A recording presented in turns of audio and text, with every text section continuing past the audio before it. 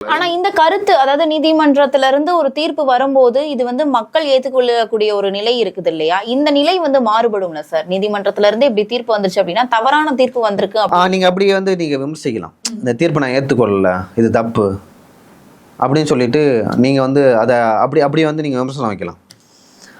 நீதிபதியை தனிப்பட்ட முறையில் வந்து விமர்சிக்கக்கூடாது, அவங்க குடும்பத்தை விமர்சிக்கக்கூடாது. அவர் வந்து நீங்கள் வந்து பணம் வாங்கிட்டு பண்ணிட்டாங்க, நீங்கள் திமுகவுக்கு சார்பாக பண்ணுறீங்க அப்படின்னு சொல்லிட்டு பண்ணக்கூடாது. பட் இந்த தீர்ப்பு வந்து தப்பு, ஏன்னா கேஸ் இதுக்கு போடல, வேறு ஒன்றுக்கு போட்டானா நீதிபதி இப்படி சொல்கிறாரு அப்படின்னு சொல்லிட்டு பண்ணலாம்.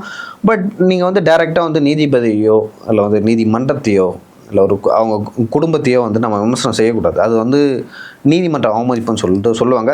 ஆனால் திமுகவே வந்து இது முன்னாடி பண்ணியிருக்காங்க அப்படின்னு சொல்லிட்டு திமுக தரப்பில் சொல்கிறாங்க.